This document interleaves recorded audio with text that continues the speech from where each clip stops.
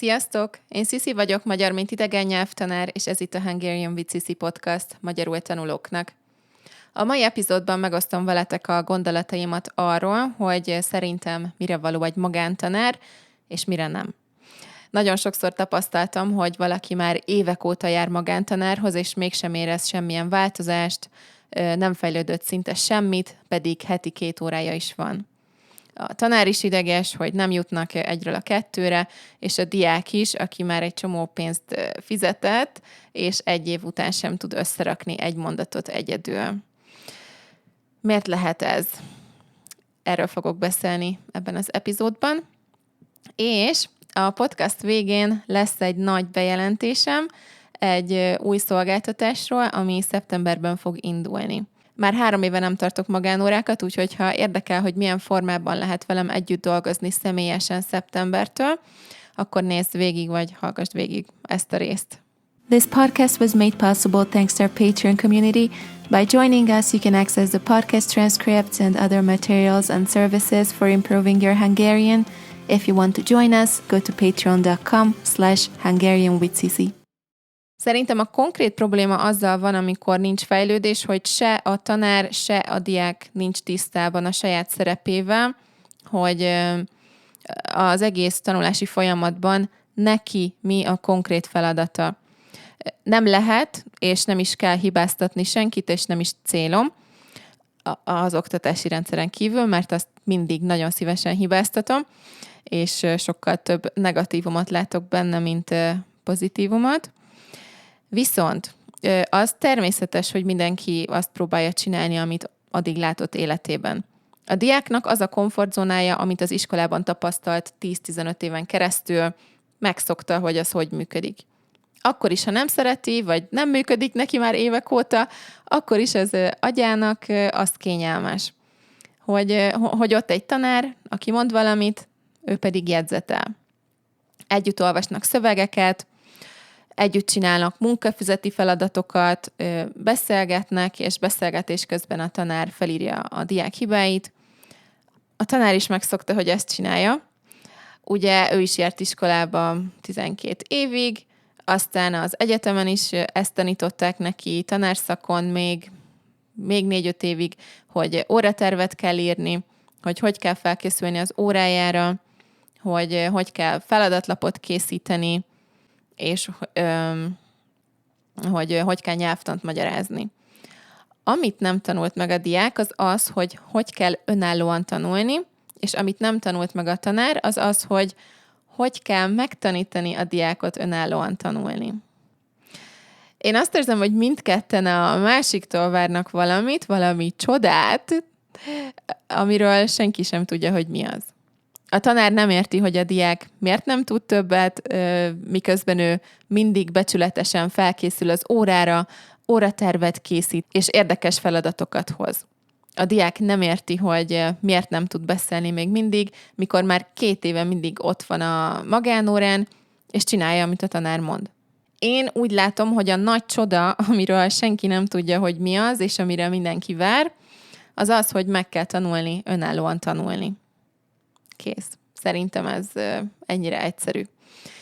És ez nem azt jelenti, hogy ad házi feladatot a tanár, amit majd 10 perccel az óra előtt megcsinál a diák, mert ha már itt tartunk, ezt sem tanultuk meg soha, hogy magunknak tanulunk, nem a tanárnak.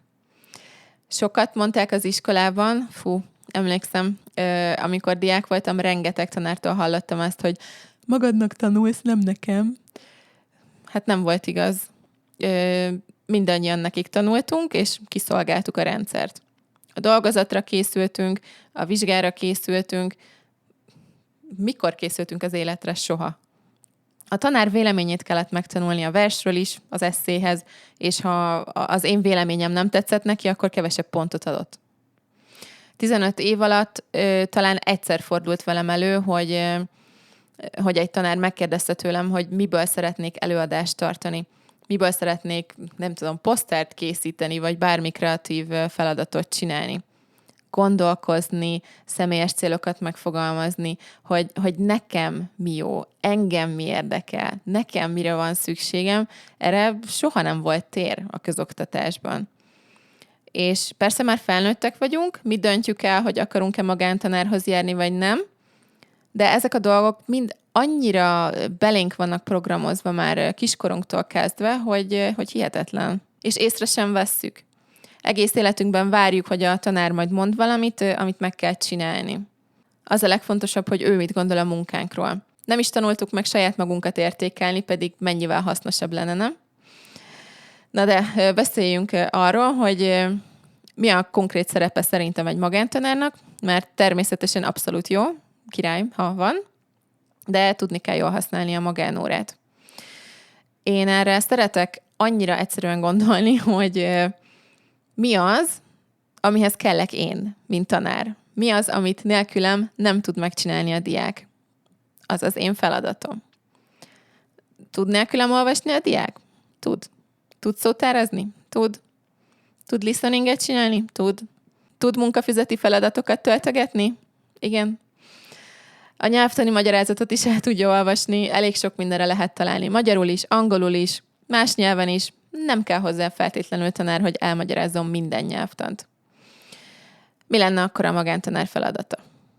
Szerintem először is az, hogy segítsen jól megfogalmazni a céljaidat, mert hát az nem egy jó cél, az nem segít, hogy folyékonyan akarok magyarul beszélni. Jó, mindenki. Ezzel nem lehet mit kezdeni. Nincs szükséged a világ minden szókincsére és nyelvtanára. Kis, konkrét, kommunikatív célokat kell jól megfogalmazni, és arra alapozni a stratégiát. Aztán a másik feladata az, hogy struktúrát adjon, egy rendszert adjon, illetve inkább segítsen kialakítani egy rendszert. Mérje fel, hogy szeretsz tanulni, neked mi működik, és segítsen rutint kialakítani, és egy rugalmas, hosszú távon fenntartható tanulási stratégiát kialakítani. A harmadik feladata, hogy segítsen tananyagot keresni neked, ami jó a szintedhez, és passzol az érdeklődési körödhöz is. Illetve tanítson meg arra, hogy tudsz magadnak keresni megfelelő anyagot, videót, szöveget, podcastot, akármit. A negyedik feladata az a javítás, illetve visszajelzésadás. Nyilván mindenkinek jól esik egy kis külső megerősítés, és az elején fontos is, de szerintem azt is meg kell tanítani a diáknak, hogy erősítse meg saját magát, és hogy legyen elég saját magától a dicséret a tanulási folyamat alatt. Aztán persze emberek vagyunk, mindenkinek jól esik, ha megdicsérik, és szükségünk is van rá néha, de majd az élet különböző helyzetek, amiket sikerült megoldani magyarul, anyanyelviektől való kedves visszajelzések is lehetnek ugyanolyan motiválók, mint egy tanár dicsérete. Na és az ötödik pedig az, hogy válaszoljon a diák kérdéseire, szókincsel, kultúrával, önálló tanulással, nyelvtannal kapcsolatban, ha elakadt valamiben a diák. Szóval abszolút segíthet neki a nyelvtanban extra magyarázattal, de én mindenképpen azt szorgalmaznám, hogy magától próbálja meg megérteni először, és ha nagyon nem megy, akkor persze lehet kérdezni. Szóval összefoglalva, ha nagyon röviden és tömören szeretnék fogalmazni, akkor egy tanárnak az a feladata, hogy megtanítsa a diákot arra, hogy hogyan boldoguljon tanár nélkül az életben. Hogy megmutassa, miben vagy ügyes, segítsen kihozni belőled a maximumot. Aztán persze minden tanár azt gondol, amit akar. Én ezt gondolom személy szerint az én feladataimról. Ja, és hogy mi a diák feladata? Nektek is van ám. Mondom a nagy titkot, figyeljetek, nagyon egyszerű lesz. Az a diák feladata, hogy tanuljon. Jó? Ennyi. Nem az, hogy elmenjen a magánórára, és ott megjelenjen, és csinálja, amit a tanár mond. Az a feladata, hogy konzisztensen tanuljon évekig. Ez egyik héten lehet 2 fél óra, aztán heti 3-szor 15 perc, utána heti 5 fél óra, tök mindegy. A lényeg, hogy ne állj meg, ne add fel, csináld, és 2-3 napnál ne hagyj ki többet, mert nagyon nehéz lesz utána. Amúgy természetesen én is old school magánórákkal kezdtem annó a pályafutásomat, ahogy mindenki, de viszonylag kevés idő után már én nem éreztem a magaménak, valahogy csak természetellenesnek hatott az egész magánóra koncepciója, de csináltam, mert ezt láttam, Ezt tanultam a tanári mesterképzésen, meg feladatlapokat készíteni, meg módszertant arról, hogy kell nyelvtant tanítani. Aztán 3 éve abba hagytam a magántanítást, és elkezdtem mindent szép lassan kiszedni az agyamból, amit az oktatási rendszer belerakott. 4 éve kezdtem a Patreon oldalamat, ahol az önálló tanulás segítéséhez készítek mindenféle izgalmas dolgot. És ahogy a podcast elején ígértem, jön a nagy bejelentés az új szolgáltatásról, ami szeptembertől indul, ami nem más, mint a Hungarian with Cici mentoring program. Ez egy 12+5 hetes program lesz, ahol miközben magyarul fogsz tanulni, szépen lassan azt is kialakítjuk, hogy tudsz nélkülem tovább tanulni hosszú távon, fenntartható módon. A program végén egy olyan rendszer lesz a kezedben, amivel teljesen magabiztosan tudni fogod, hogy hogyan tovább.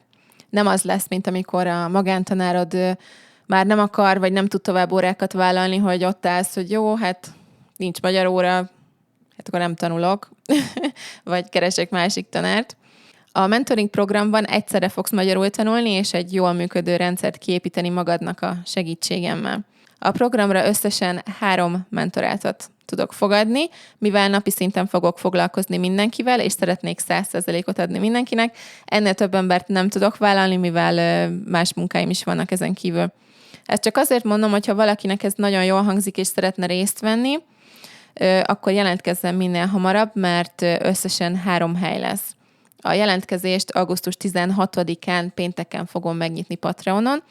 Patreon tagoknak lesz 1 nap előnyük jelentkezni. A többieknek pedig augusztus 17-én szombaton hírlevélben fogom kiküldeni az infókat.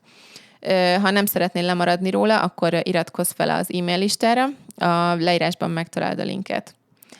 Én már nagyon várom.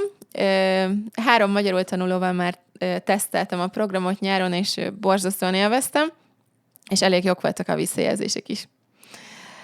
Úgyhogy ja, ennyi szerintem.